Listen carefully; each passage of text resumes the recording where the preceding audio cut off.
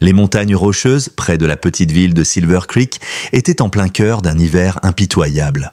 Le vent hurlait dans les crêtes comme une bête enragée, projetant la neige contre les pins comme des lames de verre brisées. En contrebas, dans la vallée, la ville survivait tant bien que mal. Quelques cheminées laissaient échapper de minces colonnes de fumée et derrière les vitres des maisons en bois, les lampes diffusaient une lueur jaune réconfortante.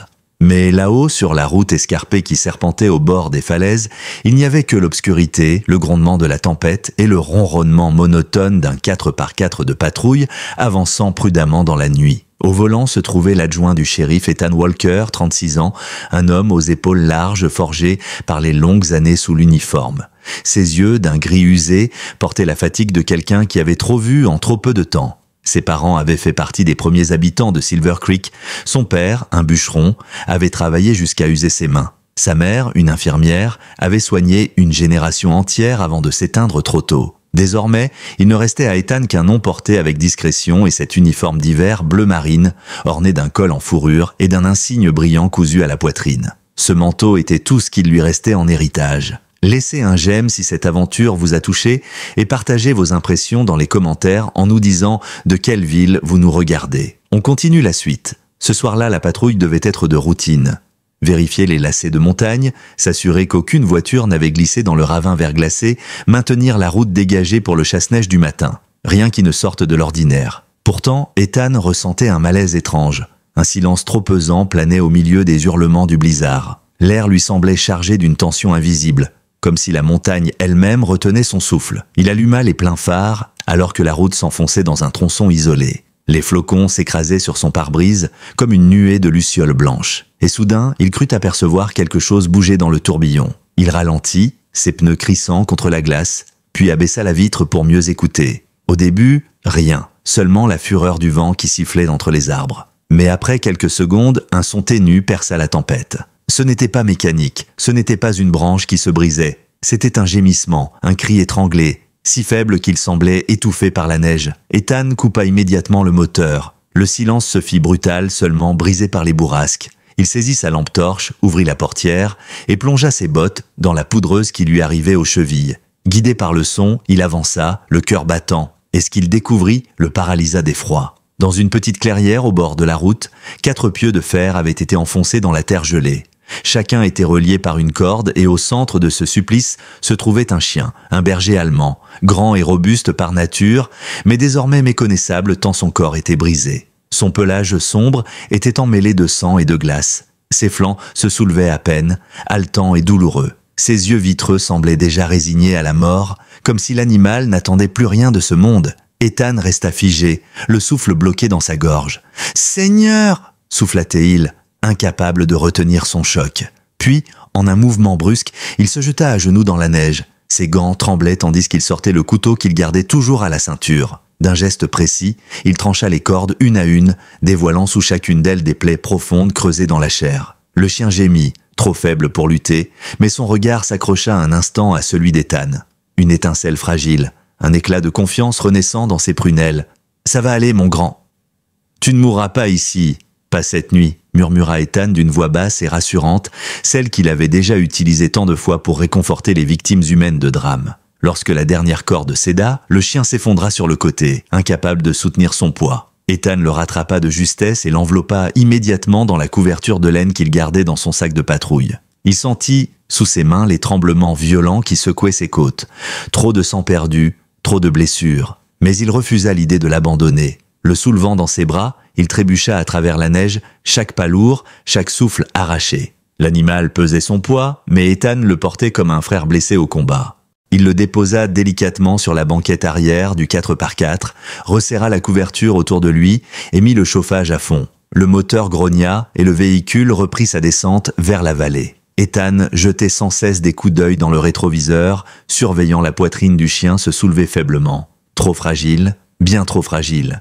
Il fallait rejoindre au plus vite la docteure Emily Carter, la vétérinaire du bourg, avant qu'il ne soit trop tard. C'est alors que ça arriva. 2 phares jaillirent dans la nuit, transperçant le blizzard. Une autre voiture, non, un SUV noir, massif, sans plaque visible. Il remontait la route en direction du lieu où Ethan venait de découvrir l'animal. Son instinct l'alerta immédiatement. Il ralentit, effleurant son arme à la ceinture. Le véhicule approcha, se rapprochant dangereusement de la ligne centrale. Quand les deux voitures se croisèrent, Ethan leva les yeux. À travers le givre de la vitre, il croisa le regard du conducteur. Un homme au visage taillé comme de la pierre, la quarantaine, la peau pâle, les yeux si froids qu'il semblait dépourvu d'âme. Aucun geste, pas un signe de tête, seulement ce regard glacial, lourd de certitude, comme s'il savait exactement ce qu'Ethan avait découvert et ce qu'il transportait sur sa banquette arrière. Le SUV noir disparut dans la tempête, englouti par les flocons. Mais Ethan sentit son cœur s'emballer. Ce n'était pas une coïncidence. Cet homme se dirigeait droit vers la clairière,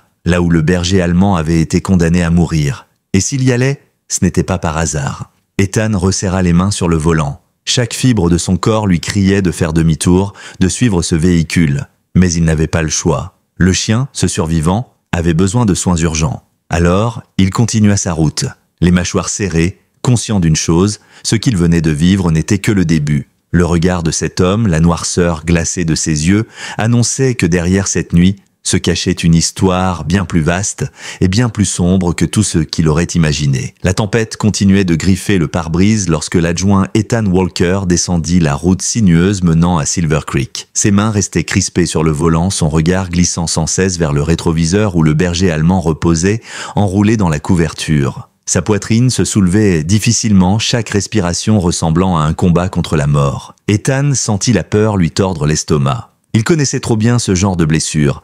Le chien avait perdu beaucoup de sang et son corps était parcouru de plaies ouvertes. Chaque minute comptait. La ville apparut enfin, ses rares lumières tremblotant à travers le voile blanc de la tempête. Il était déjà minuit passé et Silver Creek semblait figé dans le silence hivernal. Les commerces étaient plongés dans l'obscurité, sauf le vieux diner dont l'enseigne au néon vacillait comme une veilleuse solitaire. Mais Ethan ne s'arrêta pas.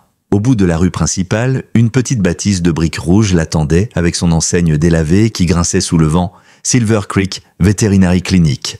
Il freina brusquement, laissa le moteur tourner pour maintenir le chauffage, puis bondit hors du véhicule. Le froid mordit sa peau aussitôt, mais il n'y prêta pas attention. Il ouvrit la portière arrière et souleva le chien contre lui, le serrant comme un enfant blessé. Ses jambes le portèrent jusqu'à la porte vitrée du cabinet. Il frappa de toutes ses forces. À l'intérieur, la lumière d'un bureau s'alluma. Une silhouette surgit rapidement, alarmée par le vacarme. Dr Emily Carter, quarantaine, silhouette élancée et geste rapide, ouvrit la porte sans hésiter. Ses cheveux châtains, attachés à la va-vite, s'étaient échappés en mèches folles, et ses lunettes glissèrent sur son nez tandis qu'elle découvrait Ethan, et le corps sanguinolent dans ses bras. « Mon Dieu, Ethan !»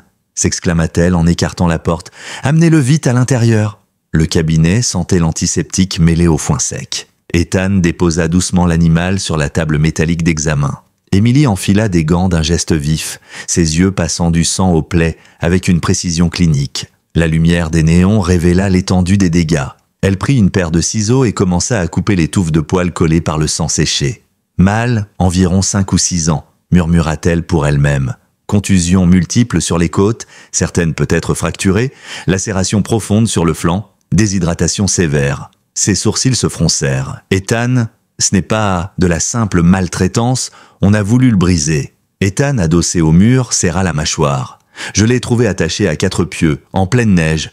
On l'avait condamné à mourir là-haut. Émilie releva les yeux, ses mains immobiles un instant.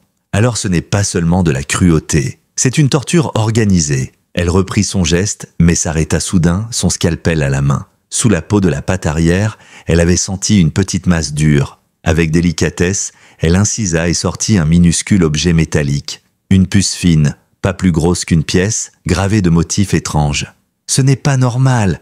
murmura Émilie stupéfaite. Elle posa la puce sur un plateau sous la lampe. Le métal brillait comme un fragment de machine. « Ça n'a rien de vétérinaire, c'est de l'ingénierie !» Ethan fronça les sourcils.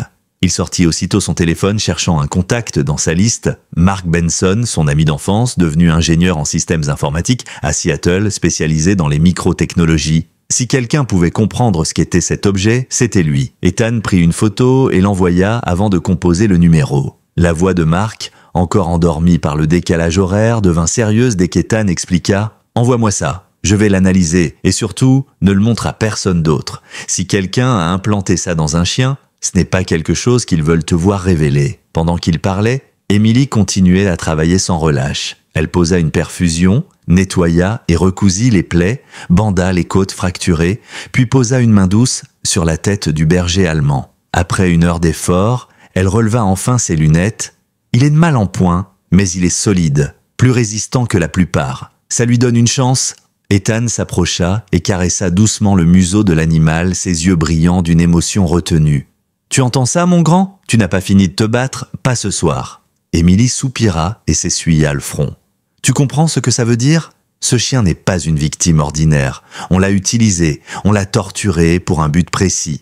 Tu viens de mettre la main sur quelque chose de bien plus gros que toi. » Ethan hocha lentement la tête. Ses pensées revinrent au SUV noir, au regard glacial de son conducteur. « Je les ai vus, ils remontaient la montagne juste après que je l'ai trouvé. Ces gens savent déjà que le chien est vivant. » Émilie fixe la puce métallique avec un mélange de peur et de colère. « Alors sois prudent, Ethan, parce que ce chien n'est peut-être pas seulement une victime, c'est peut-être le seul témoin qu'ils ont laissé derrière eux. » La tempête battait encore contre les vitres, secouant le cabinet vétérinaire comme une bête affamée. Mais à l'intérieur, l'animal, désormais recouvert de bandages, respirait encore. Sa vie ne tenait qu'à un fil, mais ce fil suffisait à rallumer une étincelle. Et Ethan savait au fond de lui que cette nuit n'était que le début d'un combat bien plus vaste, un combat qui allait plonger tout Silver Creek dans une noirceur insoupçonnée. 2 jours avaient passé depuis qu'Ethan avait porté le berger allemand jusqu'à la clinique vétérinaire. La tempête s'était calmée, laissant la vallée et les hauteurs recouvertes d'une épaisse couverture de neige qui scintillait sous le pâle soleil de janvier. Le chien, que l'adjoint avait commencé à appeler Hunter, respirait encore, faiblement au début, mais avec un peu plus de force chaque jour. Ses yeux s'ouvraient plus longtemps, ses oreilles tressaillaient lorsqu'Ethan entrait dans la pièce, et parfois il battait doucement de la queue. La docteure Emily Carter veillait sur lui presque sans relâche, dormant à peine, nourrissant son corps fragilisé par des soins minutieux. Ethan, lui, passait chaque jour au cabinet, souvent avec un café chaud pour Emily, et s'asseyait simplement dans le coin, silencieux, observant Hunter reprendre vie. C'était au 4e soir qu'un bruit de pas lourd brisa le calme du petit bâtiment. La clochette au-dessus de la porte tinta et une silhouette imposante franchit le seuil.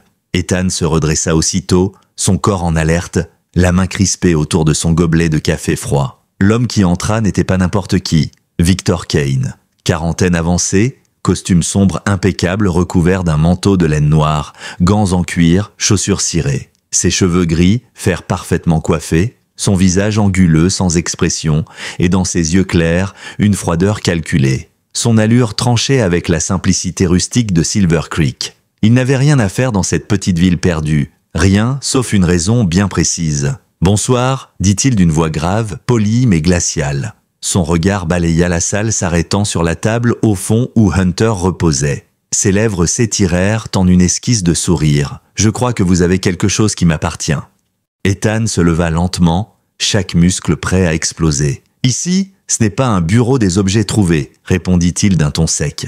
Victor inclina légèrement la tête. « Le berger allemand, cet animal est la propriété de ma société. Il s'est égaré dans des circonstances regrettables. Je suis ici pour le récupérer. » Émilie, qui sortait d'une salle arrière, s'immobilisa en entendant ces mots. Son visage se durcit instantanément. Ce chien a été amené ici à moitié mort, affamé, battu et laissé à geler dans la neige. S'il vous appartient, alors vous devriez être en prison, pas ici. Victor ne lui accorda même pas un regard. Ses yeux restaient rivés sur Ethan, comme s'il pesait chaque réaction. « Adjoint Walker, dit-il calmement, vous êtes un homme de loi. Vous savez que je ne viens pas sans droit. Cet animal n'est pas ce que vous croyez. Il fait partie d'un programme très coûteux, très avancé.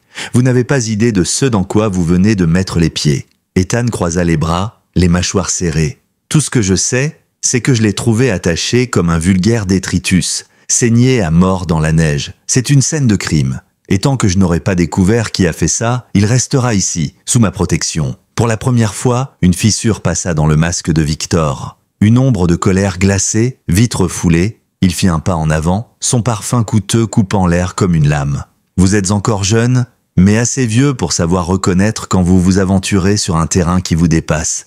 Ne confondez pas compassion et sagesse. Certains dossiers sont plus grands que le bureau du shérif d'un village perdu. » Émilie s'interposa, les bras croisés. « Ce n'est pas une question de taille, c'est une question de bien et de mal. » et vos beaux costumes ne vous donnent pas le droit de disposer de la vie d'un être vivant. » Enfin Victor tourna la tête vers elle, son regard la traversa comme une lame froide, presque inhumain. « Vous êtes hors de votre domaine, docteur. » Puis, revenant à Ethan, il ajouta d'une voix posée, « Très bien, gardez-le pour l'instant. Mais croyez-moi, quand les documents légaux arriveront, quand la compagnie prouvera sa propriété, vous n'aurez plus le choix. Et si vous résistez, il y aura des conséquences. » Ethan soutint son regard, ses yeux d'acier contre ceux de Victor. « Vous avez été clair, maintenant, sortez. » Le silence devint aussi lourd que le froid extérieur. Puis Victor esquissa un mince sourire glacé, tourna les talons et sortit du cabinet. Le claquement sec de ses chaussures sur le carrelage résonna jusqu'à ce que la porte se referme derrière lui. Émilie relâcha le souffle qu'elle retenait. « Ethan, qui est cet homme ?» Ethan resta fixé sur la porte close, son visage dur comme la roche. « Des ennuis, dit-il d'une voix basse, et il vient de nous inscrire sur sa liste. » Cette nuit-là, Ethan ne trouva pas le sommeil. Chez lui, assis dans sa cuisine faiblement éclairée, il fixait son téléphone posé sur la table. Son manteau encore humide pendait sur le dossier de la chaise et une tasse de café refroidi gisait devant lui. Hunter restait à la clinique sous la surveillance d'Emily qui avait insisté pour qu'il rentre se reposer. Mais son esprit était hanté par l'image de Victor Kane, par ses menaces à peine voilées. Peu après minuit, son téléphone vibra enfin. L'écran afficha le nom de Mark Benson. Ethan décrocha aussitôt. « Ethan, dit Mark d'une voix nerveuse, je viens de finir l'analyse, et tu ne vas pas aimer ce que j'ai trouvé. »« Dis-moi, répondit Ethan le ton dur. Mark soupira. On entendait le bruit de son clavier derrière lui. Cette puce n'est pas un simple traceur comme je l'imaginais. C'est bien pire. C'est un dispositif neuroélectronique. Il est conçu pour intercepter et bloquer les signaux de douleur, et dans certains cas, pour contrôler les réponses motrices. En clair, ça neutralise la souffrance et modifie le comportement. » Ethan fronça les sourcils, son cœur battant plus fort. « Tu veux dire qu'ils ont transformé un chien en machine de guerre ?»« Exactement, » répondit Mark d'un ton sombre. « Le code à l'intérieur contient des boucles d'entraînement, des routines de conditionnement. On parle de programmation comportementale. Avec assez de renforcement, l'animal ne ressent plus la fatigue, la peur ou même la douleur. Il obéit quoi qu'il arrive. C'est une arme. » Ethan serra le poing sur la table. L'image du SUV noir, du regard glacial de Victor s'imposa à son esprit. Alors Hunter n'était pas juste une victime. Il est une preuve vivante. Et pas seulement, ajouta Mark. Le firmware de la puce contient des références à d'autres unités. Des dizaines, peut-être plus. Hunter n'est pas unique. Il est l'un d'un réseau. Un frisson parcourut Ethan. Ses entrailles se nouèrent. « Tu peux remonter à l'origine? Trouver d'où ça vient ?» Mark hésita. « Je peux essayer, mais c'est dangereux. Le code est piégé avec des systèmes d'effacement automatiques. Si je vais trop vite, tout disparaît. Je dois avancer prudemment. Ça me prendra du temps. » Ethan ferma les yeux, inspirant profondément. « Fais-le. Peu importe le temps. Si on veut les arrêter, il nous faut des preuves. » Un silence pesa un instant sur la ligne, puis Mark ajouta d'une voix basse. « Ethan, il ne comptait pas tuer Hunter avec cette puce. Pas directement. » Elle servait à le maintenir opérationnel bien au-delà de ses limites naturelles. Le fait qu'il l'ait abandonné attaché, c'était un test. Il voulait voir jusqu'où il tiendrait avant de se briser. Il n'aurait jamais dû survivre. Le fait qu'il respire encore, ça veut dire qu'il est plus fort que ce qu'ils avaient prévu. Ethan sentit la colère lui brûler la poitrine. Il se revit dans la neige, coupant les cordes, tenant ce corps glacé dans ses bras. « Il se trompe, murmura-t-il. Hunter n'est pas une machine, c'est un survivant, et je jure qu'ils ne poseront plus jamais la main sur lui. » Il y eut un silence à l'autre bout du fil. Puis Mark conclut d'une voix grave, « Alors sois sur tes gardes. Parce que s'ils ont envoyé Kane en personne, ça veut dire qu'il se croit intouchable, et les hommes comme lui ne reculent devant rien. » Ethan raccrocha. La maison retomba dans le silence. Il resta assis de longues minutes, les yeux fixés sur le vide. Puis, se levant brusquement, il enfila son manteau et sortit sur le perron. La nuit était glaciale, étouffée de neige, ses yeux balayèrent les rues endormies. Et soudain il entendit au loin le grondement feutré d'un moteur, trop lointain pour être net, mais assez distinct pour faire dresser les poils de sa nuque. Il savait, on le surveillait déjà. Le lendemain matin, l'air glacé de Silver Creek portait encore l'écho de ce grondement de moteur qu'Ethan avait entendu au cœur de la nuit. La neige recouvrait les rues comme un voile silencieux, mais il sentait en lui la présence invisible d'yeux braqués sur chacun de ses pas. Hunter était encore en convalescence à la clinique et Emily avait insisté pour qu'il n'y retourne pas avant d'avoir dormi un peu. Pourtant, l'adjoint Walker ne parvenait pas à trouver le repos. Chaque fibre de son corps restait tendue. Aux premières lueurs de l'aube, il avait pris le volant de son SUV de patrouille et roulé vers les hauteurs, là où il avait découvert Hunter quelques nuits plus tôt. Le soleil peinait à percer l'épaisse couche de nuages et les pentes enneigées semblaient retenir leur souffle. Ethan suivait son instinct. Quelque chose l'attendait là-haut. Arrivé près du col, il gara son véhicule sur une aire de stationnement glacée et continua à pied. Ses bottes s'enfonçaient dans la neige, ses pas brisaient le silence comme des coups de marteau. Le souvenir de la clairière lui revenait avec une intensité brutale. Chaque arbre semblait porter le poids de ce qui s'était passé ici. Il atteignit enfin l'endroit précis. Les 4 pieux de métal étaient encore plantés dans la terre gelée, les cordes en lambeaux battus par le vent. Ethan sentit un frisson remonter son échine. Il s'accroupit et remarqua autre chose. Des traces récentes, presque effacées par la dernière chute de neige, des pneus profonds, lourds, exactement du même type que ceux du SUV noir. Il suivit la piste, qui menait plus haut encore, jusqu'à une clairière dissimulée derrière une ligne d'épicéas. Là se dressait une vieille bâtisse abandonnée. Des poutres noircies par le temps, des fenêtres brisées, un toit affaissé, un panneau en bois pendait encore, illisible sous la glace, vestige d'un ancien dépôt forestier. North Summit Supply. Ethan sentit son cœur cogner plus fort, il s'approcha lentement, main posée sur son arme. La porte latérale grinça quand il la poussa. L'odeur le frappa aussitôt, un mélange de rouille, de foin rance et de sang séché. Le faisceau de sa lampe torche balaya l'intérieur, et là, son estomac se noua. Des cages. Des dizaines de cages métalliques alignées contre les murs, certaines empilées. Les barreaux portaient encore les traces de griffes, de dents, des taches sombres incrustées dans l'acier. Des chaînes pendaient des poutres, certaines cassées, d'autres rouillées. Des gamelles vides, des muselières brisées, des seringues jetées à la va-vite jonchaient le sol. Ethan passe une main sur une cage.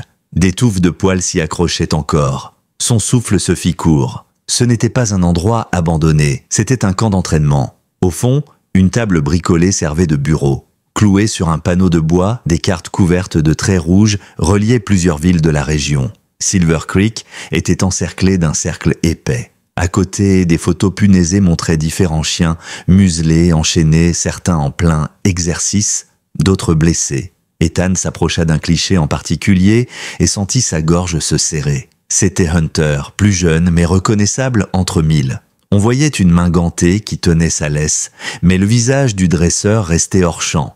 On l'avait catalogué, numéroté, archivé comme une marchandise.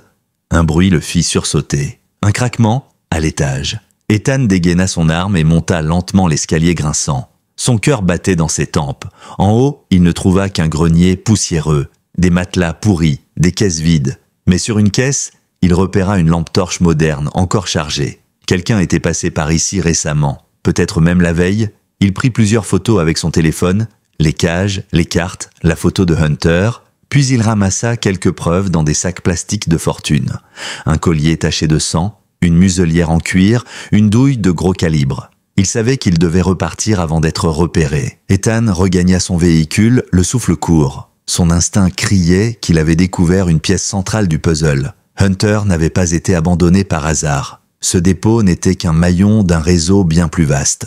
La descente fut lente, la route glacée serpentant le long de la montagne. Le soleil disparaissait derrière la crête lorsque les phares d'un autre véhicule apparurent dans son rétroviseur. Trop proche, trop insistant. Ethan fronça les sourcils. Il se rangea légèrement sur le côté, pensant laisser passer. Mais le véhicule resta derrière lui. Puis un an plus bas, un autre pick-up surgit en travers de la route, bloquant complètement le passage. Ethan freina second, son cœur bondit. 2 hommes descendirent du pick-up. Le premier, large, visage marqué de cicatrices d'acné, portait une veste de camouflage élimée et des bottes usées. Le second, plus jeune, silhouette nerveuse, une casquette rabattue bas sur le front, arborait un sourire mauvais. Ils avançaient avec cette assurance des hommes qui se croient maîtres de la route. Ethan baissa sa vitre de quelques centimètres. « Écartez votre camion », lança-t-il d'une voix glaciale. Le plus âgé s'arrêta et esquissa un sourire tordu. « Pourquoi on ferait ça, adjoint ? Vous transportez des choses qui ne vous appartiennent pas. » Le sang d'Ethan se glaça. Sa main glissa lentement vers son arme. « Je ne sais pas de quoi vous parlez, Mais si vous ne dégagez pas, vous serez arrêté. » Le plus jeune éclata d'un rire sec. « Vous avez ramassé un chien qui ne devait pas survivre. Croyez-moi, vous ne savez pas dans quoi vous vous embarquez. » Ethan sentit la colère monter. Mais avant qu'il ne puisse répliquer, le plus âgé plongea la main dans sa veste. Le métal brilla un instant. Une arme. Le temps sembla se figer. Le rugissement qui déchira la nuit fut celui de Hunter. Depuis la banquette arrière du SUV, le berger allemand, encore convalescent, s'était dressé, la gueule grande ouverte, ses crocs luisants. Son aboiement puissant résonna dans la vallée comme une détonation. Ce bruit fit vaciller le bras armé de l'homme juste une fraction de seconde, mais c'était assez. Ethan ouvrit brutalement sa portière, roula de côté et dégaina son arme. Le tir partit presque en même temps que son mouvement. La balle frappa l'épaule de l'homme à la veste de camouflage, qui hurla et lâcha son arme, s'effondrant dans la neige. Le jeune accomplice, surpris, recula en trébuchant avant de foncer vers le pick-up.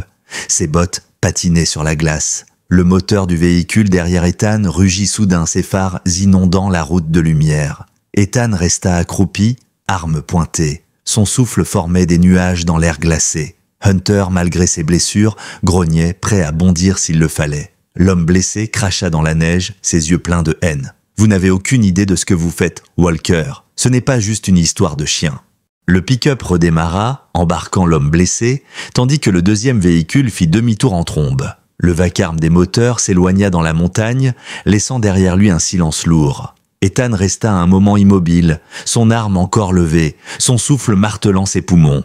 Puis il glissa son pistolet dans son étui et retourna vers le SUV. Hunter avait posé sa tête sur la banquette, haletant, ses yeux fixés sur lui. Ethan caressa doucement son encolure. « Tu nous as sauvés, mon grand. »« Tu as tenu bon ?»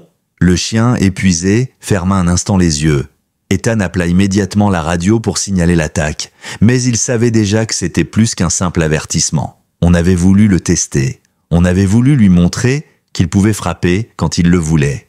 Et désormais, lui et Hunter étaient marqués. Le lendemain de l'embuscade pesait sur Silver Creek comme un nuage sombre. La neige étouffait encore la vallée, mais les traces de pneus, les empreintes et les taches de sang laissées sur la route de montagne rappelaient qu'un affrontement avait eu lieu. Des patrouilles avaient été envoyées, mais les véhicules suspects avaient disparu, avalés par les routes secondaires et les forêts denses. Ethan, lui, n'avait pas fermé l'œil de la nuit. Le visage de l'homme blessé et ses paroles résonnaient encore dans son esprit.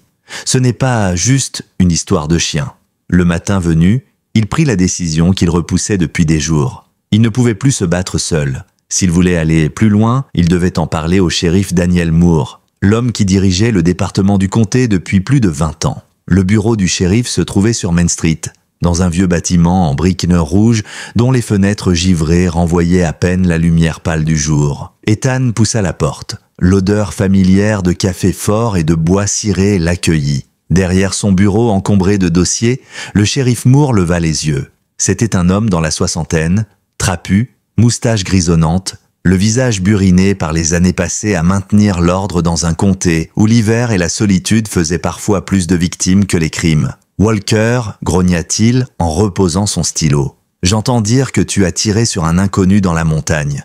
Tu veux m'expliquer pourquoi tu déclares une fusillade alors que j'avais demandé une patrouille tranquille ?» Ethan serra les mâchoires. Il pose un sac plastique scellé sur le bureau. À l'intérieur, la puce métallique extraite de la patte de Hunter brillait sous la lumière du bureau.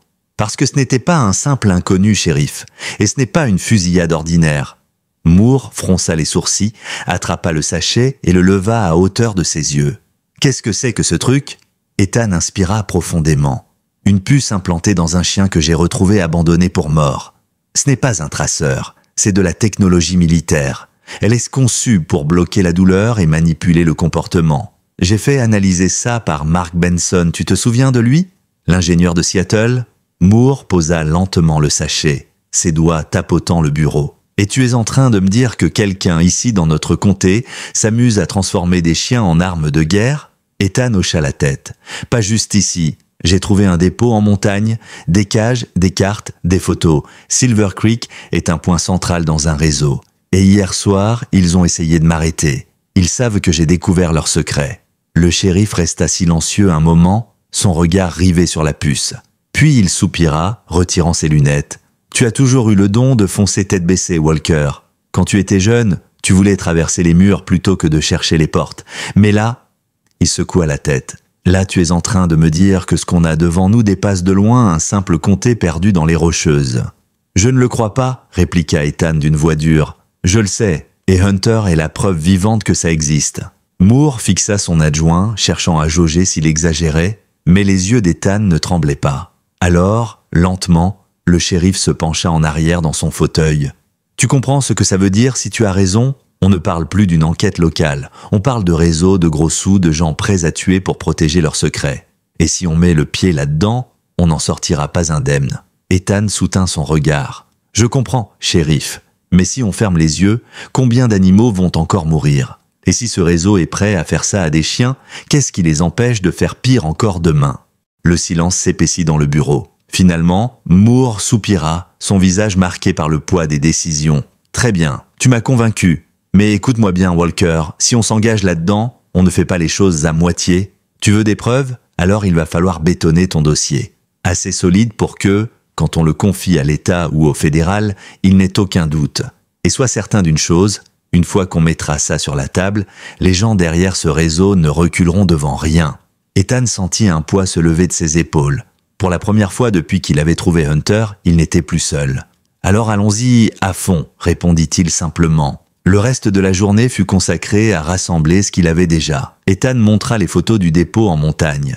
Les cages, les chaînes, les cartes, il apporta aussi les objets ramassés. La muselière tachée, la douille militaire, les documents griffonnés. Tout fut soigneusement catalogué, classé. Le shérif Moore, bien qu'habitué aux affaires sordides, resta silencieux de longues minutes en contemplant la photo de Hunter épinglée sur le panneau d'entraînement. « Nom de Dieu !» souffla-t-il.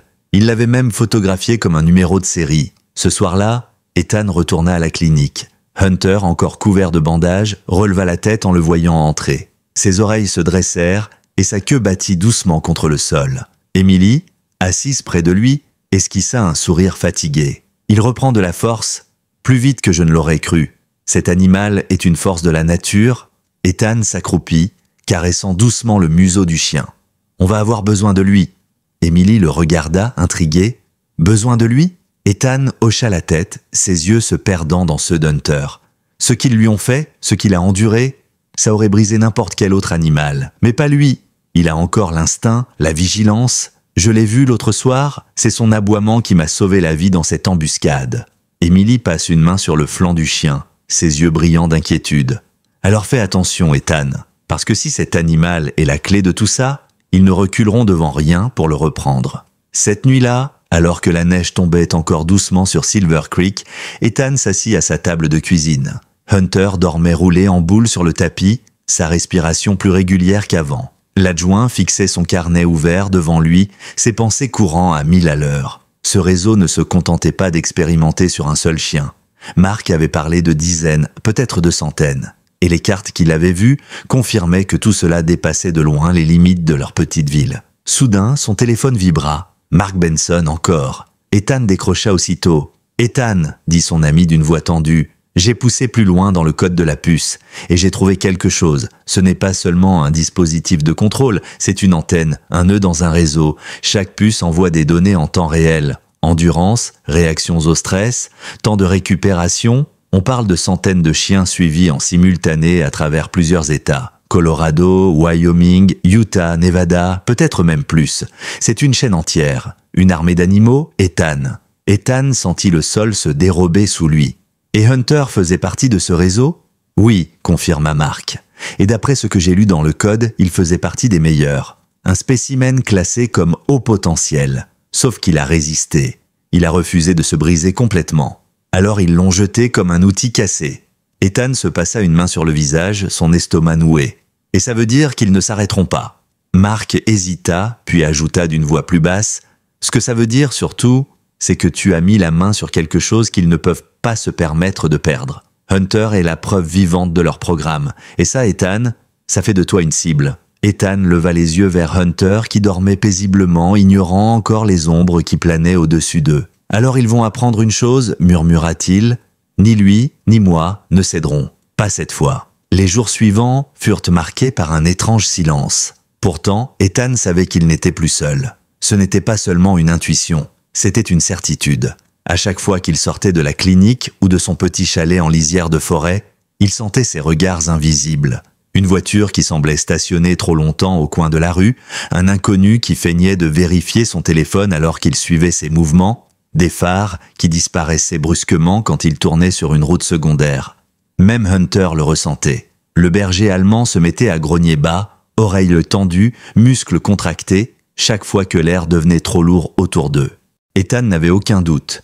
Victor Kane avait envoyé ses hommes. L'homme n'était pas du genre à proférer des menaces en l'air. Quand il avait quitté la clinique l'autre soir, ses paroles avaient eu le poids d'un serment. « Vous avez pris ce qui m'appartient, et je ne pardonne pas. » Ce soir-là, Ethan se résolut à tester quelque chose. Il attacha Hunter à l'arrière de son SUV, roula sans destination précise et emprunta les routes désertes longeant la rivière gelée. À plusieurs reprises, il fit semblant de ralentir ou de tourner brusquement. Les phares réapparaissaient toujours, discrets mais constants. Il ne cherchait même plus à se cacher. Kane voulait qu'il sache qu'il était observé, comme une bête piégée qu'on affaiblit avant de l'achever. De retour au chalet, Ethan descendit du véhicule et posa une main sur l'encolure de Hunter.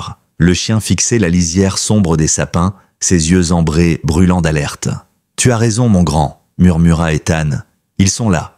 Mais qu'ils viennent, on ne se laissera pas faire. » À l'autre bout de la ville, dans une suite du Silver Creek Inn, Victor Kane contemplait la neige par la grande baie vitrée, son manteau de laine sombre reposait sur un fauteuil et un verre de bourbon réchauffait sa main.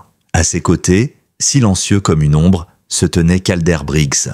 Ancien contractuel militaire, la cinquantaine, tête rasée, cicatrices blanchâtres courant le long de sa mâchoire. Son corps massif semblait taillé dans la pierre, ses yeux, eux, étaient ceux d'un prédateur patient. Victor fit tourner le liquide ambré dans son verre avant de déclarer d'une voix posée « Walker est allé plus loin que prévu, il a le shérif avec lui désormais et peut-être même des contacts en dehors de cet état. Cela complique les choses. » Briggs gronda comme une bête, sa voix rauque semblant émerger d'un puits profond. « On règle ça vite. Une balle dans la nuit et on n'en parle plus. » Victor secoua lentement la tête, un sourire froid aux lèvres. « Non. Les balles attirent les projecteurs. Un officier abattu, c'est un ouragan médiatique, des fédéraux partout, des journalistes qui flairent le scandale. Non, Calder. Ce que je veux, c'est qu'il se consume lentement, qu'il sente le poids des yeux derrière chaque fenêtre, qu'il doute de chaque pas. La peur brise un homme bien avant les balles. » Briggs hocha la tête sans répondre.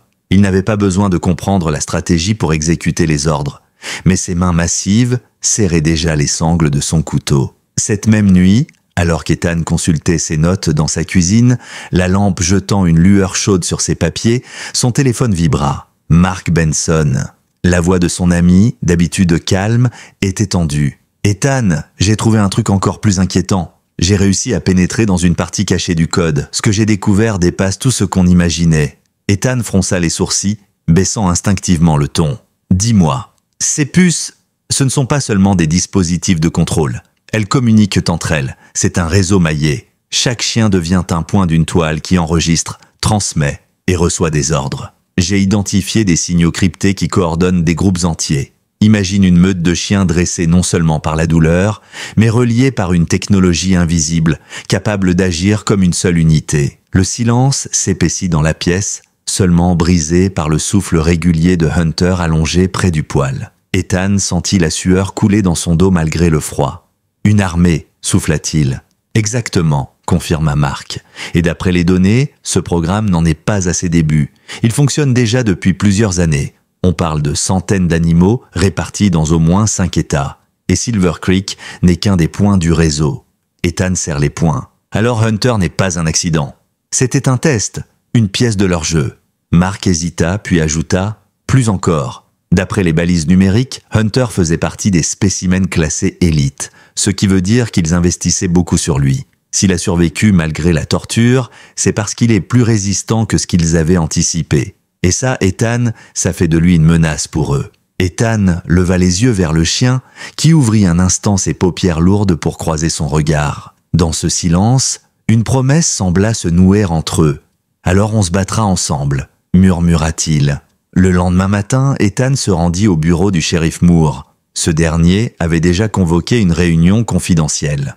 Sur la grande table, des cartes de la région, les photos du dépôt, la puce scellée dans un sachet et les rapports préliminaires d'Ethan s'étalaient. Moore posa un doigt sur la carte, à l'endroit où la route de montagne menait au vieux dépôt de North Peak.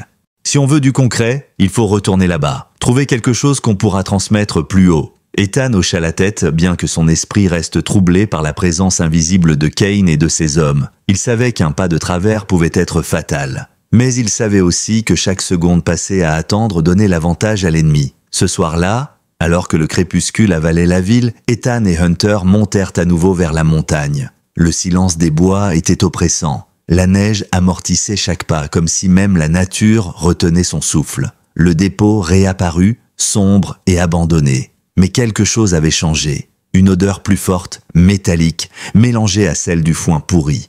Et des bruits faibles, étouffés. Des gémissements. Ethan poussa lentement la porte grinçante du hangar. La lumière de sa lampe balaya l'intérieur et son cœur se serra. Des cages, des dizaines, remplies de chiens. Bergers allemands, malinois, labradors, tous amaigris, terrorisés, les yeux brillants de peur dans la pénombre. Leur corps portait les mêmes cicatrices que Hunter, preuve vivante d'un enfer organisé. Hunter, à ses côtés, se figea. Ses oreilles se dressèrent, sa gorge émit un grondement profond. Puis, comme mu par un instinct ancien, il aboya puissamment. Le son se répercuta dans l'entrepôt, réveillant l'espoir dans les regards des autres chiens. Mais avant qu'Ethan ne puisse réagir, une voix glaciale résonna depuis l'ombre. « Vous ne savez décidément pas quand vous arrêtez, Walker. » Victor Kane venait d'apparaître, silhouette sombre découpée par la lumière. À sa droite, Calder Briggs avança, son couteau déjà en main, ses yeux brûlants de haine. Derrière eux, deux hommes armés sortirent de l'ombre,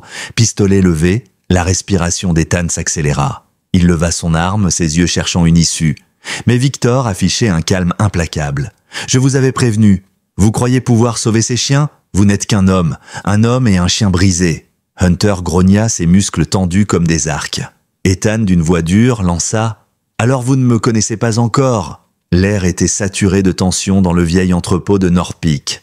Les cages vibraient sous les gémissements et les aboiements des chiens prisonniers, chaque son se répercutant sur les murs de tôle comme un tambour battant la guerre. Ethan sentait son cœur martelé contre sa poitrine, ses doigts serrés sur la crosse de son arme. Hunter, à ses côtés, grognait, son poil hérissé, prêt à bondir. Face à eux, Victor Kane avançait lentement, ses chaussures impeccables claquant sur le béton. À sa droite, Calder Briggs marchait tel un fauve libéré de sa cage, son couteau brillant sous la lumière blafarde. Deux hommes armés fermaient la marche, les yeux froids, sur deux. Victor s'arrêta à quelques mètres, ses lèvres esquissant ce sourire mince qu'Ethan haïssait déjà. « Walker, dit-il d'une voix calme, presque mielleuse, je vous ai averti. Ce n'était pas votre combat. Vous auriez pu fermer les yeux et rentrer chez vous, vivre une vie tranquille. Mais vous avez choisi l'affrontement. » Ethan ne baissa pas son arme. Sa voix claqua, ferme. « Vous avez fait de ces chiens des esclaves. Vous les avez transformés en machines de souffrance. Vous avez cru qu'ils n'avaient pas d'âme, mais vous vous trompez. Ils valent plus que vos millions. » Le sourire de Victor se crispa, son regard glacé devenant tranchant. « Vous êtes pathétique, un petit adjoint de comté qui pense pouvoir stopper une industrie. Vous n'êtes rien. » À ce moment précis, Briggs avança brusquement, son corps massif fendant l'espace. Son couteau décrivit un arc rapide et silencieux visant la gorge d'Ethan.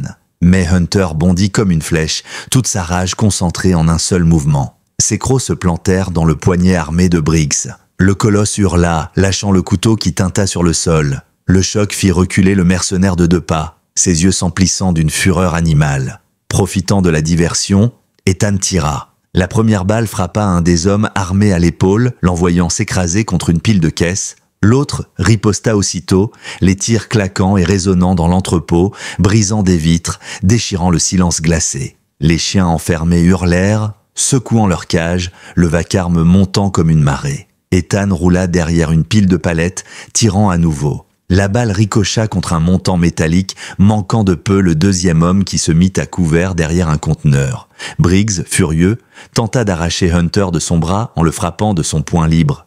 Mais le berger allemand tenait bon, grognant avec une férocité que même la torture passée n'avait pas réussi à éteindre. « Lâche-le !» rugit Briggs en frappant encore, mais Ethan bondit de son couvert, saisissant l'occasion. Il frappa Briggs de tout son poids, l'envoyant heurter la grille d'une cage qui se déforma sous l'impact.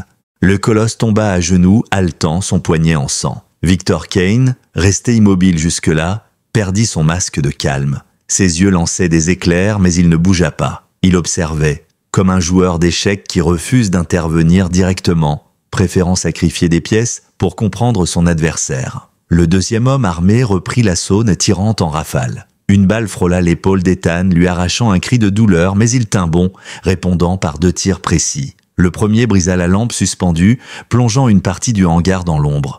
Le second atteignit l'assaillant à la jambe, le faisant tomber dans un hurlement. Dans la pénombre, Hunter lâcha enfin le bras de Briggs pour revenir près d'Ethan, le flanc couvert de sang qui n'était pas le sien. Le mercenaire grognait, serrant son poignet déchiré, son couteau désormais hors de portée. Ses yeux bleus glacés lançaient des promesses de mort. Ethan, haletant, son arme toujours levée, fixa Victor. « C'est fini !» Mais Victor, étrangement, sourit. Il fit un signe de tête à Briggs et au dernier homme valide. « Assez pour ce soir », dit-il calmement. Sa voix couvrit même les aboiements hystériques des chiens. « Vous pensez avoir gagné parce que vous avez survécu à une escarmouche, mais vous venez de signer votre arrêt de mort. » Il recula lentement vers la sortie, ses hommes l'imitant. Briggs, le visage déformé par la rage et la douleur, lança un regard venimeux à Ethan et Hunter. « La prochaine fois, je vous arrache la gorge !» grogna-t-il. Puis la porte se referma sur eux, les laissant dans le tumulte des cages. Le silence retomba peu à peu, brisé seulement par les gémissements des chiens blessés et les halètements d'Ethan. Il baissa son arme, essuya la sueur glacée de son front et s'accroupit près de Hunter. Le berger allemand posa sa tête contre sa poitrine, ses yeux brillants de loyauté et de fierté. Ethan passa un bras autour de lui, le serrant fort. « Tu m'as sauvé, mon grand. Sans toi, je ne serais plus là. » Puis il leva les yeux vers les cages. Des dizaines de regards le fixaient. Peur, douleur, mais aussi espoir. Ethan sentit une détermination brûlante monter en lui. « Je vous sortirai tous de là, murmura-t-il. Je vous le promets. » Avant de quitter les lieux, il dégaina son téléphone et prit photo après photo. Les cages, les chiens, les caisses marquées de codes, les documents abandonnés sur une table, tout ce qui pourrait servir de preuve. Chaque clic résonnait comme une arme. Quand il ressortit enfin dans le froid de la nuit, Hunter marchait à ses côtés, tremblant mais fier. Le vent glacé balayait la neige, mais Ethan ne sentit rien. Pour la première fois depuis le début de cette affaire, il avait infligé une vraie blessure à Kane. Et il savait que désormais la guerre ne faisait que commencer. L'aube se leva sur Silver Creek avec un ciel pâle, la neige encore suspendue aux branches, comme si la nuit avait gelé le temps. Pour la première fois depuis des jours, Ethan avait le sentiment d'avoir frappé fort. Il avait tenu tête à Kane, blessé Briggs, et surtout ramené des preuves concrètes. Des photos des cages, des chiens prisonniers, des caisses codées, mais il savait aussi que chaque victoire avait un prix. Désormais, Kane le considérerait comme un ennemi direct, et cet homme ne pardonnait jamais. Le shérif Daniel Moore l'attendait déjà à son bureau. Son visage fatigué portait les marques d'une nuit sans sommeil. Devant lui, sur la grande table, toutes les preuves recueillies étaient étalées. La puce scellée dans un sachet, les photos imprimées, les objets ramassés dans le dépôt. « Walker, dit-il d'une voix grave, ce n'est plus une affaire locale. On a franchi la ligne. » Ethan acquiesça, le regard dur. « Alors faisons ce qu'il faut. » Moore hocha la tête et décrocha son téléphone. Quelques heures plus tard, un convoi noir fendait la neige pour rejoindre Silver Creek. À sa tête se trouvait l'agent spécial Melissa Carter du bureau fédéral de Denver. Grande, cheveux auburn attachés en chignon serré, regard perçant comme un scalpel, elle avait cette présence qui imposait le respect, sans qu'elle n'ait besoin d'élever la voix. Son badge brillait à sa ceinture, et lorsqu'elle posa les yeux sur l'épreuve, son visage se durcit encore. « Vous avez bien fait d'appeler » dit-elle au shérif. « Ce genre de réseau est rarement visible. Mais là, vous nous donnez une ouverture en or. » Elle fit glisser les photos du bout des doigts, puis croisa le regard d'Ethan. « Vous vous êtes mis en danger pour ça. Vous comprenez que cet homme, Kane, n'est pas un trafiquant isolé. C'est un financier. Il a des moyens, des protections, peut-être même des relais dans les hautes sphères. » Ethan serra les dents. Peu importe qui il connaît, il ne touchera plus jamais un chien. Un mince sourire passa sur le visage de Melissa, mais son regard resta sérieux. « Je comprends votre colère, mais nous devons frapper juste. Pas question de rater notre coup. » Le plan fut rapidement établi. Les agents fédéraux, épaulés par quelques adjoints de Silver Creek, mèneraient un assaut coordonné contre l'entrepôt découvert par Ethan. L'objectif, arrêter Kane et ses hommes sur le fait, libérer les chiens et saisir les documents et matériels pour remonter la chaîne du réseau. Mais lorsque Melissa annonça que l'opération se déroulerait sans lui, Ethan se redressa immédiatement. « Hors de question. J'ai été le premier sur cette affaire, j'ai vu cet enfer de mes propres yeux. Hunter et moi, on y sera. » Melissa croisa les bras, ses yeux étincelants. « Vous avez déjà risqué votre vie, et votre chien a subi assez de traumatismes. Ce n'est pas un jeu, Walker. » Hunter, comme s'il comprenait, se leva de son tapis et vint se placer à côté d'Ethan. Ses yeux ambrés fixèrent Melissa, son corps tendu, prêt. Ethan pose une main ferme sur son encolure. « Ce chien n'est pas un simple rescapé. Il est mon partenaire. C'est lui qui m'a sauvé la vie contre Briggs. Si vous voulez mettre toutes les chances de notre côté, alors vous le prenez avec moi. » Le shérif Moore prit la parole, sa voix rauque, brisant le silence. « Il connaît le terrain, Melissa, et le chien a l'instinct. Vous voulez que cette opération réussisse? Alors vous les prenez. » Un long silence suivit. Puis Melissa soupira et céda. « Très bien, mais vous suivrez mes ordres à la lettre. Pas d'initiative hasardeuse. Si je dis stop, vous arrêtez. Compris ?» Ethan hocha la tête. « Compris. » Le jour même, la préparation commença.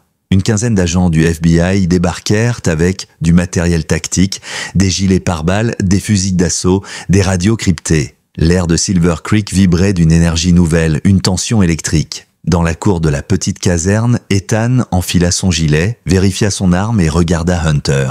Le berger allemand, bien que marqué par ses blessures, tenait fièrement sur ses pattes, le regard fixe, concentré. Melissa vint à sa hauteur, elle observa le chien un instant, puis dit simplement « Alors c'est lui, Hunter ?» Elle s'agenouilla, croisa son regard. « Tu es plus qu'un témoin, toi. Tu es un survivant. » Hunter inclina la tête et Melissa se releva, satisfaite. « Très bien, bienvenue dans l'équipe. » La nuit tomba sur Silver Creek. Un convoi de SUV noirs s'élança discrètement vers les montagnes. Le silence régnait, seulement brisé par le crissement des pneus sur la neige glacée. Dans le véhicule de tête, Ethan était assis à côté de Melissa, Hunter couché derrière, oreilles dressées, alerte. Chaque minute qui passait les rapprochait du repère de Kane, et chacun sentait que ce moment serait décisif. Quand ils atteignirent enfin la clairière où se dressait l'entrepôt, les phares furent éteints. Les agents se dispersèrent dans l'ombre, leurs radios chuchotant des ordres précis. Melissa leva le poing, puis murmura « Allez !» La porte principale explosa sous la force d'un bélier. Le vacarme brisa la nuit, suivi par une déferlante de voix puissantes « FBI !» Plus un geste. À l'intérieur, l'entrepôt s'éclaira brusquement, révélant la vérité dans toute son horreur. Des dizaines de chiens enfermés, des caisses prêtes à être chargées, des hommes surpris en pleine préparation. Et au centre, toujours impeccable dans son manteau noir, Victor Kane, entouré de Briggs et de 2 autres hommes armés. Kane ne sursauta même pas. Il leva lentement les mains, son sourire froid accroché à ses lèvres. Ses yeux se posèrent sur Ethan, comme s'il l'avait attendu. « Walker, dit-il d'un ton presque amusé, je savais que vous ne pourriez pas vous en empêcher. » Ethan serra son arme, Hunter grondant déjà à ses côtés. Le temps sembla suspendu. La bataille finale allait commencer. L'entrepôt résonnait comme une cage d'acier sous le choc de l'assaut. Les cris des agents, les ordres aboyés par radio, le claquement sec des bottes et le cliquetis métallique des armes emplissaient l'air. Les projecteurs portatifs braquèrent leurs faisceaux blancs, révélant chaque recoin de ce sanctuaire de cruauté. Les chiens enfermés dans leur cage hurlaient, grondaient, pleuraient, une symphonie de souffrance et d'espoir mêlés. Au centre de ce chaos se tenait Victor Kane. Impeccable dans son manteau noir, ses gants de cuir ajustés, il semblait étrangement à l'aise, comme un roi observant ses ennemis envahir son château. À ses côtés, Calder Briggs serrait son poignet encore marqué par les crocs de Hunter, son couteau déjà dégainé, ses yeux glacials remplis d'une haine animale. 2 hommes armés, nerveux, tentaient de couvrir les issues. « À terre !» cria un agent, arme pointée sur Kane. Mais Kane resta immobile, ses mains à demi levées, son sourire énigmatique fixé sur Ethan. « Vous croyez vraiment que vous avez gagné? Vous pensez que cet endroit est le cœur de l'opération ?»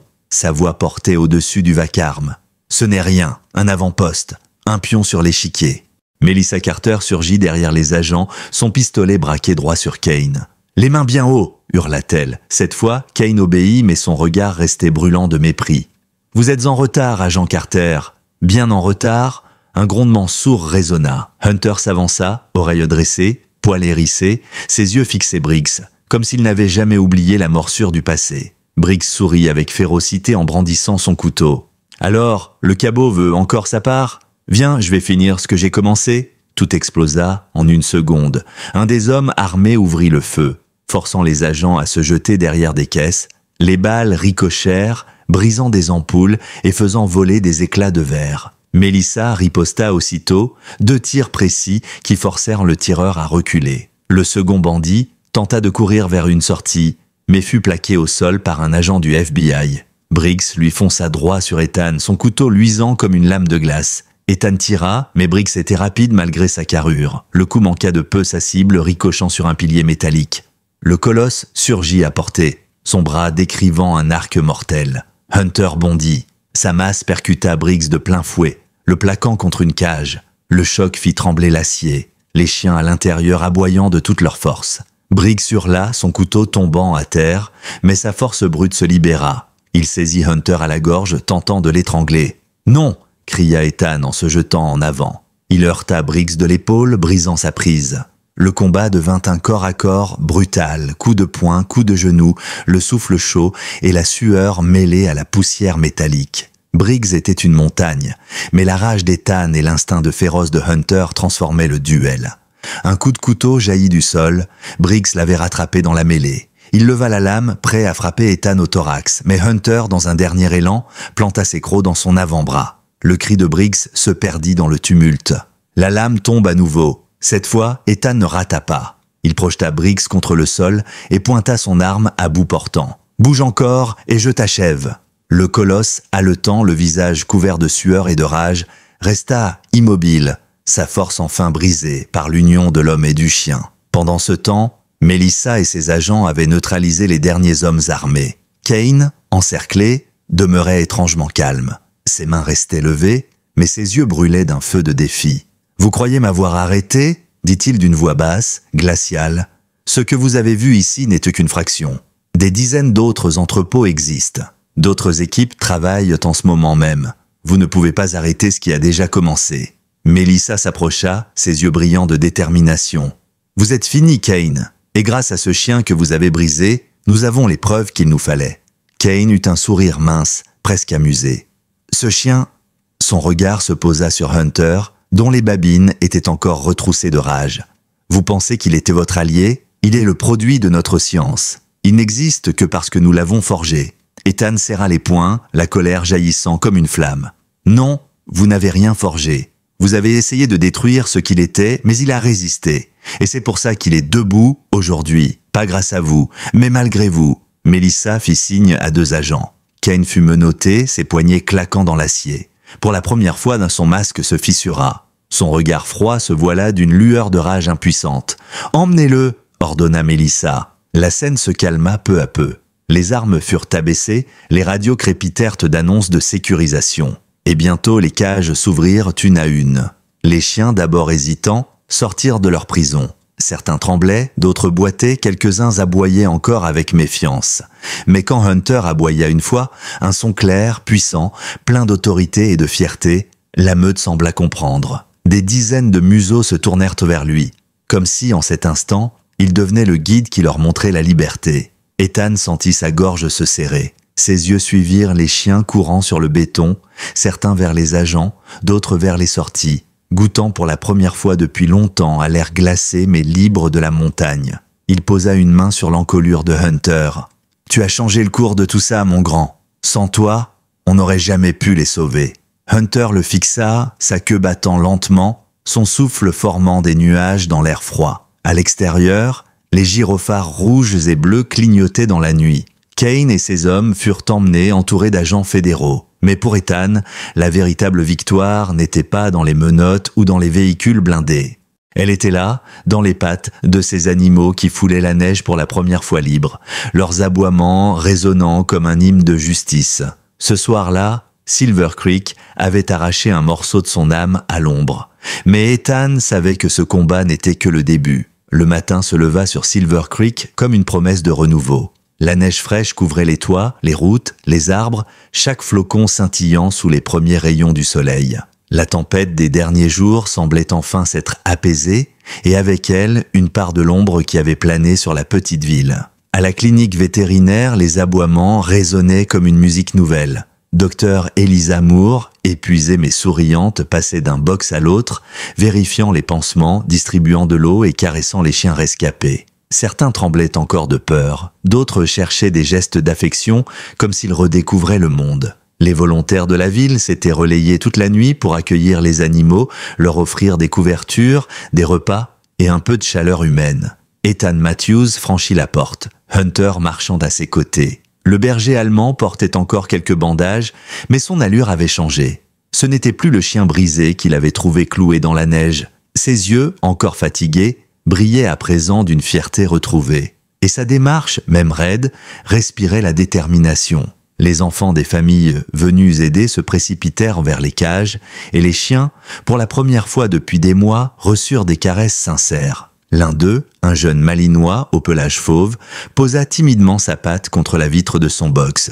Une petite fille du village approcha, ouvrit doucement la cage et se mit à genoux. Le chien, d'abord figé par la peur, finit par avancer, museau tremblant, avant de se blottir contre elle. La salle entière se tut devant cette scène simple et bouleversante. Ethan sentit un frisson parcourir son dos. C'était ça, le vrai miracle.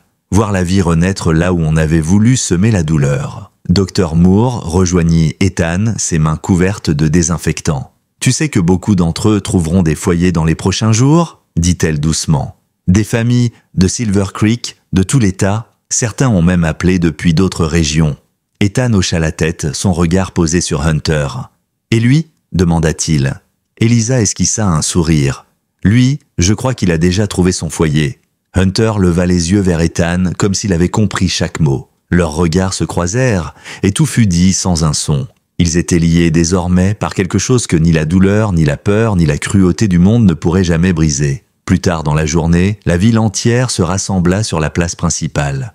Les chiens rescapés furent de présentés, et les habitants vinrent en nombre, certains pour adopter, d'autres pour simplement offrir leur soutien. Le vieux shérif James O'Connor, d'ordinaire si réservé, prit la parole au milieu de la foule. Cette semaine, Silver Creek a vu le pire et le meilleur de l'humanité. Mais nous nous souvenons ce matin d'une chose, l'espoir ne meurt jamais tant qu'il y a quelqu'un pour le défendre. Ces mots furent suivis d'applaudissements. Mais c'est lorsque Hunter monta sur l'estrade aux côtés d'Ethan que les émotions explosèrent vraiment. Le berger allemand, dressé fièrement, sa gueule ouverte comme dans un sourire, aboya une fois, fort et clair. La foule éclata en clameurs et certains essuyèrent discrètement leurs larmes. Ce soir-là, alors que le calme revenait, Ethan s'assit sur le perron de sa petite maison, une tasse de café chaud entre les mains. Hunter était couché à ses pieds, la tête posée sur ses bottes, ses yeux mi-clos, enfin apaisés. Le silence de la montagne enveloppait tout, ponctué seulement par le crépitement du poêle à bois à l'intérieur.